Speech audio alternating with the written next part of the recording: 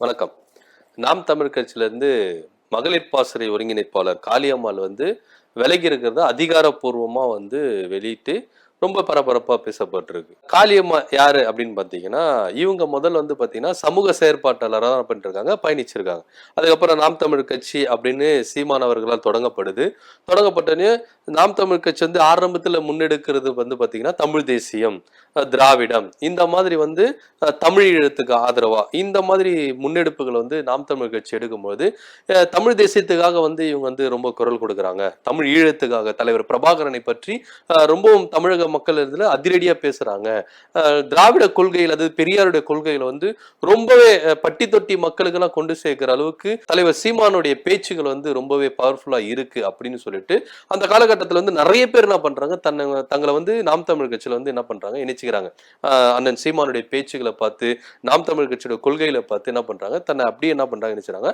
அந்த வகையில இணைஞ்சவங்க தான் மயிலாடுதுறையை சேர்ந்த காளியம்மாள். இவங்க என்ன பண்றாங்கன்னா, மீனவர் குடும்பத்துல இவங்க வந்தாலும் தமிழ் தேசியத்துக்காகவும் தமிழ் ஈழத்துக்காகவும் தொடர்ந்து குரல் கொடுத்த சமூக செயற்பாட்டெல்லாம் இருக்கும் போதே நம்ம காளியம்மா பாத்தீங்கன்னா தமிழ் தேசியத்துக்காக ரொம்பவே விடாப்புடியா என்ன பண்றாங்க இருந்து ரொம்பவே பேச்சுக்கள்லாம் பயங்கரமா பேசிட்டு இருக்காங்க. அதன் மத்தியில் பாத்தீங்கன்னா நாம் தமிழ் கட்சியில தன்னை இணைச்சுக்கிறாங்க. இணைச்சு தொடர்ந்து அவங்க என்ன பண்றாங்க, பயணிக்கிறாங்க. ஒரு காலகட்டத்தில் மாநில மகளிர் பாசறையில இவங்க என்ன பண்றாங்க, ஒருங்கிணைப்பாளரை நியமிக்கப்படுறாங்க. 2021 சட்டமன்ற தேர்தலிலும் 2024 நாடாளுமன்ற தேர்தலிலும் நின்று என்ன பண்றாங்க, களம் காண்றாங்க. களம் காண்டு தோற்று போறாங்க. ஆனா இருந்தாலும் நாம் தமிழ் கட்சிக்குள்ளேயே திரும்பி பார்க்கப்பட்ட ஒரு நபரா பாத்தீங்கன்னா காளியம்மாள் வளர்ந்துட்டு வராங்க. இவங்களோட வளர்ச்சி பாத்தீங்கன்னா அசுர வளர்ச்சியா இருக்கு. குறிப்பா பாத்தீங்கன்னா 2024 நாடாளுமன்ற தேர்தலில் வேட்பாளர் அறிமுக கூட்டத்தை சீமான் அவர்கள் பண்றாரு, கூட்டுறாரு. 39 நாடாளுமன்ற பாண்டிச்சேரி சேர்த்து 40 தொகுதி நாடாளுமன்ற வேட்பாளர்களையும் ஒரே மேடையில என்ன பண்றாரு, அறிமுகப்படுத்துறாரு. அப்படி ஒவ்வொருத்தரையா பேர்களை படிச்சுட்டு வரும்போது காளியம்மாள் அப்படின்னு சொல்ல பாத்தீங்கன்னா அந்த கூட்டமே அதிர்ற அளவுக்கு. இந்த பாகுபலி படம் பாத்தீங்கன்னா, பாகுபலி ஹீரோ இவரை நான் அரசரா நியமிக்கிறேன் அப்படின்னு சொல்லிட்டு ரம்யா கிருஷ்ணனுடைய சொந்த மகனை அனௌன்ஸ் பண்ணும்போது அவளும் என்ன பண்றது, ஆர்ப்பாட்டம் இருக்காது. ஆனா இதுவே பாத்தீங்கன்னா தளபதியா நான் இவரை நியமிக்கிறேன் அப்படின்னு சொல்லிட்டு அந்த ஹீரோ அனௌன்ஸ் பண்ண போனது பாத்தீங்கன்னா அப்படி ஒரு ஆரவாரம், அந்த அதிரமே அதிரடியும். அது மாதிரி அந்த 40 வேட்பாளர் அறிமுக கூட்டத்துல காளியம்மாள் அப்படின்னு சொல்லிட்டு அவங்க பேரை அனௌன்ஸ்மெண்ட் பண்ணதும் பாத்தீங்கன்னா அந்த கூட்டமே பாத்தீங்கன்னா ஒரு 2-3 நிமிஷம், கிட்டத்தட்ட 5 நிமிஷத்துக்கு பாத்தீங்கன்னா ஒரே கூச்சலா இருக்குது, அதிரடியா இருக்குது. அந்த அளவுக்கு பாத்தீங்கன்னா கட்சியில ஒரு முதன்மையான ஒரு இடத்தை என்ன பண்ணாங்க, காளியம்மாள் பிடிச்சிட்டாங்க அப்படின்னு சொல்லலாம். சோ இந்த வளர்ச்சிகள் பாத்தீங்கன்னா சீமானவர்களுக்கு ஒரு நெருடலாவே இருந்தது.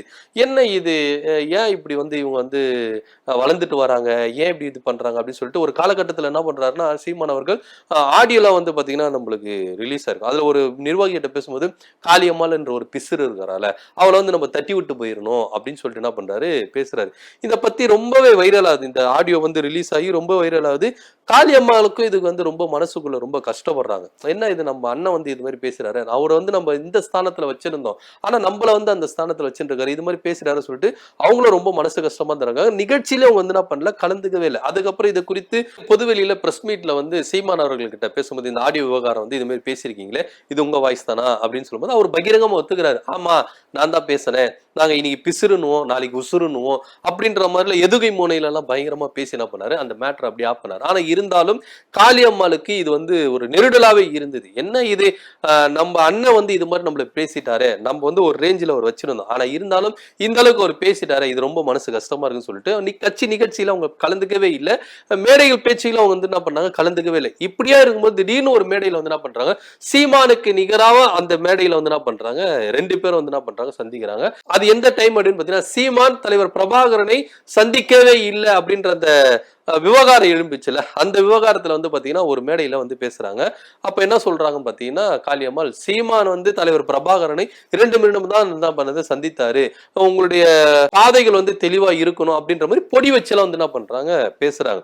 அதுக்கப்புறம் சீமான் என்ன பண்றாரு, அவர் பதிலடி கொடுக்குறாரு. நான் சந்திக்கவே இல்லைன்னு கூட வச்சுக்கோங்களேன் அப்படின்னு சொல்லிட்டு, அதாவது அவர் பேசுறது நீங்க வீடியோலாம் பாத்தீங்கன்னா காளியம்மாளுக்கு பதில் சொல்ற மாதிரி இருக்காது. ஆனா நீங்க அது டீப்பா நீங்க கேட்டீங்கன்னா காளியம்மாளுக்கு அவர் என்ன பண்ணிருப்பாரு, பதில் சொல்லியிருப்பாரு. இதே இந்த முற்றும் போதலும் போக்கமா இருக்கும்போது காளியம்மாள் ஒரு காலகட்டத்துல வந்து என்ன பண்றாங்க, ஒதுக்கி வைக்கப்படுறாங்க. மகளிர் ஒருங்கிணைப்பாளர், பாசறை ஒருங்கிணைப்பாளர் அப்படின்ற பேரு கூட அவங்களுக்கு வந்து என்ன பண்ணல, போடாம அப்படியே ஒதுக்கி ஒதுக்கி ஒதுக்கி ஒதுக்கி என்ன பண்றாங்க, வைக்கிறாங்க. அதுக்கப்புறம் சில தினங்களுக்கு முன்பாக வந்து பாத்தீங்கன்னா சீமான் அவர்கள் கிட்ட வந்து உங்க கட்சியில இருந்து நிறைய பேர் விலகுறாங்களே, காளியம்மால விலக கூறதுக்கு வாய்ப்பு இருக்கா அப்படின்னு கேட்கும்போது, இஷ்டம் இருந்தா இருக்கட்டும், இல்ல கட்டி போட்டோம், களை எடுக்கிற காலம் அப்படின்னு சொல்லிட்டு ஒண்ணு வரும். இதுல வந்து நிர்வாகிகள்லாம் களை எடுத்து போறாங்க அப்படின்ற மாதிரி ஒரு டைலாக்லாம் அவருக்கே உரித்தான ஒரு பாஷையில என்ன பண்ணாரு, டைலாக் எல்லாம் பேசினாரு. அதுக்கு அடுத்த நாள் வந்து பாத்தீங்கன்னா காளியம்மா என்ன பண்றாங்க, பகிரங்கமா அறிவிக்கிறாங்க, நான் நாம் தமிழ் கட்சியில இருந்து விலகிட்டேன். இந்த பாதை வந்து எனக்கு வந்து ரொம்ப யூஸ்ஃபுல்லா இருந்தது. தமிழ் தேசியத்துக்காக நாம் தமிழ் கட்சி அப்படின்ற பாதை வந்து எனக்கு ரொம்பவே கை கொடுத்து இருந்தது. ஆனா இதுல எனக்கு கண்டினியூ பண்ண முடியல அப்படின்னு சொல்லிட்டு அவங்க என்ன பண்ணாங்க, அறிவிச்சாங்க. ஆனா இது வந்து என்ன பண்ணாங்க, சீமானுக்கும் காளியம்மாவுக்கும் ஒரு முற்றும் போக்குமா இருந்தது. அதனால என்ன பண்ணல, காளியம்மாள் வந்து சீமானுடைய நடவடிக்கைகளை அவங்க வந்து பின்பற்ற முடியல. சீமானுடைய நடவடிக்கைகள் மாறி மாறி போகுது. பெரியாரிசத்தை வந்து என்ன பண்ணாரு, தூக்கி தூக்கி பேசுனது. அதுக்கப்புறம் பெரியாரையே இழிவுபடுத்தினாரு. அதே போல தமிழ் தேசியத்துக்கு ஆதரவு கம்மியா பண்ணிட்டு பாசிசத்தை கையில தூக்குறாரு அப்படின்ற மாதிரிலாம் நிறைய பேர் என்ன சொன்னாங்கன்னா, சீமானுடைய போக்கு சரியில்லை, அதிகாரம் மிக்கவது, ஆளுமை சரியில்லை, அட்ஜஸ்ட்மெண்ட் இல்லைங்க, ஒரு தலைமைக்கு ஒரு அட்ஜஸ்ட்மெண்ட் ஒரு மனப்பான்மை அவருக்கு இல்ல, எடுத்தங்கவுத்தன்னு சொல்றாரு, நான் தான் அப்படின்ற மாதிரி இருக்காரு. இதனாலேயே வந்து பாத்தீங்கன்னா கட்சியில இருந்து நிறைய பேர் விலகி இருந்தாங்க. அதே போலதான் காளியம்மாளும் விலகி இருக்காங்க அப்படின்னு சொல்லிட்டு மேல் மட்டத்துல நம்மளுக்கு தெரியும். ஆனா இதுல ஒரு உண்மை இருக்கு. என்ன அப்படின்னு பாத்தீங்கன்னா, கட்சி ரீதியா காளியம்மா ஒதுக்கப்படுறதுன்னு காரணம் என்ன அப்படின்னு பாத்தீங்கன்னா, தடா சந்திரசேகரன் அப்படின்னு சொல்லிட்டு நாம் தமிழ் கட்சியில பொதுச் செயலாளர் இருந்தாரு. இப்ப அவர் மறைஞ்சிட்டாரு. சோ அதுக்கப்புறம் இந்த பொதுச் செயலாளர் பதவி யாருக்கு கொடுக்கணும் அப்படின்ற ஒரு நிகழ்வு வரும்போது காளியம்மா என்ன பண்றாங்க, தனக்கு கொடுங்க அப்படின்ற மாதிரி இவங்க பெட்டிஷன் போடுறாங்க.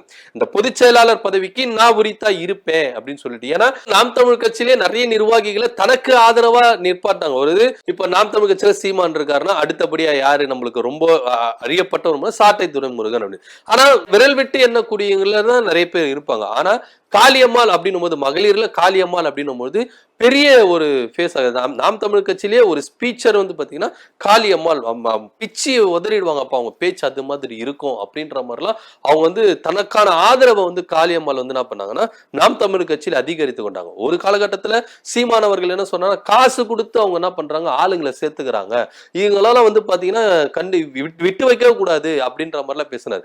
ஆனா உண்மையான அங்க சண்டை போக்கு என்ன அப்படின்னு பாத்தீங்கன்னா, பொதுச் செயலாளர் பதவி எனக்கு வேணும் அப்படின்னு சொல்லிட்டு காளியம்மாள் கேட்டதாகவும், அதற்கு சீமான் அவர்கள் உங்களுக்கெல்லாம் கொடுக்க முடியாது, இந்த பொதுச் செயலாளர் பதவிக்கு என்னுடைய மனைவி கயல்விழியை நான் கொண்டு வர போறேன் அப்படின்னு சொல்லிட்டு பகிரங்கமா அனௌன்ஸ்மெண்ட் பண்ணாராம். ஏன் சீமான் அவர்கள் பொதுச் செயலாளர் பதவிக்கு கயல்விழியை கொண்டு வராரு அப்படின்றதுக்கு பல காரணங்கள் இருக்கு. அதுல ஒரு புறம் இருக்கட்டும். ஆனா இங்க முற்றும் மோதல் போக்கே ஆரம்பிச்ச இடம் வந்து பாத்தீங்கன்னா இந்த பொதுச் செயலாளர் பதவிக்கு தான்.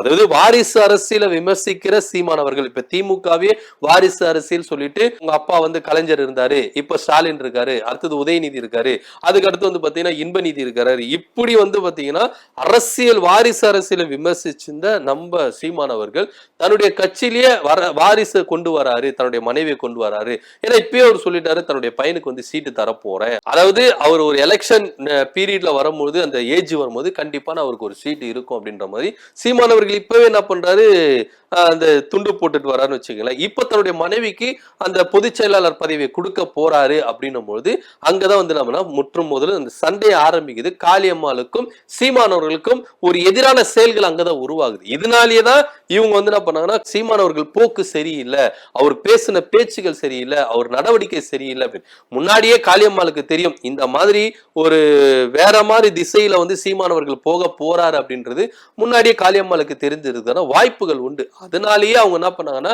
நாம் தமிழ் கட்சி விட்டு கொஞ்சம் ஒதுங்கியே இருந்தாங்க. எதுலயும் அவங்க வந்து என்ன பண்ணல, கலந்துக்கவே இல்லை. ஒரு ஒற்று உடல்வாரர்கள் கூட இல்லவே இல்லை. கட்சி நிகழ்ச்சியில அவங்களை வந்து என்ன பண்ணல, கூப்பிடவே இல்லை, இவங்களை கலந்துக்கவே இல்லை. இதுதான் ஒரு மெயின் காரணமாவே இருந்தது. தனக்கு பொதுச் செயலாளர் பதவி தனக்கு கேட்டாங்க, தனக்கு கொடுக்கலன்னா பரவாயில்ல, கட்சியில எவ்வளவு பெரிய சீனியர்லாம் இருக்காங்க, எவ்வளவு பேர் மறைமுகமா அவருக்கு ஹெல்ப் பண்ணிட்டு இருக்காங்க, நிறைய சீனியர்களா இருக்காங்க, பேச்சாற்றல் உடையவங்க, கொள்கை ரீதியா புரிந்து கொண்டவங்க நிறைய பேர் இருக்காங்க. அவங்களெல்லாம் விட்டு தன்னுடைய மனைவியை வந்து அந்த பதவிக்கு கொண்டு வர்றதுக்கு துடிக்கிறாரு சீமான் அவர்கள். சோ இவர் வந்து பாத்தீங்கன்னா கட்சியை வந்து எந்த அளவுக்கு வச்சு சம்பாரிச்சு தன்னுடைய சுயநலத்துக்காக நிறைய தம்பிகள் வாழ்க்கையை சீரழிச்சாரு, கட்சியை வந்து சீரழிச்சிருக்காரு. இப்போ தன்னுடைய மனைவியும் கட்சிக்குள்ள கொண்டு வந்துட்டு இன்னும் சீரழிக்க போறாரு அப்படின்ற விஷயம் காளியம்மாளுக்கு முன்னாடியே தெரிஞ்சிருக்கு. இந்த ஒரு ரீசனுக்காகத்தான் காளியம்மாள் வந்து நாம் தமிழர் கட்சியை விட்டு வெளியே வந்ததா இப்போ வந்து செய்திகள் பரவிட்டு இருக்கு. ஸோ எதுவா இருந்தாலும், அதாவது சீமானுடைய நடவடிக்கை சரியில்லை, அந்த ஒரு காரணத்துக்காகத்தான் காளியம்மாள் வெளியே வந்தாங்க அப்படின்ற ஒரு பேச்சுகளும் இல்ல கட்சிக்குள்ள இவங்களுக்கு வந்து போஸ்டிங் கேட்டாங்க. இப்போ மகளிர் பாசறை ஒருங்கிணைப்பாளராக இருக்கிற காளியம்மாள் நாம் தமிழர் கட்சி பொதுச் செயலாளர் காளியம்மாளா மாறுறதுக்கு ட்ரை பண்ணாங்க, அது அவங்களுக்கு கிடைக்கல. அதனால அவங்க ஒய்ஃபு கொடுத்தனால இங்க ரெண்டு பேருக்கும் முற்றும் மோதல் போக்கு இருந்தனால கட்சியை விட்டு விலைக்கு வந்தாங்க அப்படின்ற ஒரு பேச்சு இருக்கு. ஸோ இதை பத்தி உங்களோட கருத்து என்ன அப்படின்றத கீழே கமெண்ட் பண்ணுங்க. நன்றி, வணக்கம்.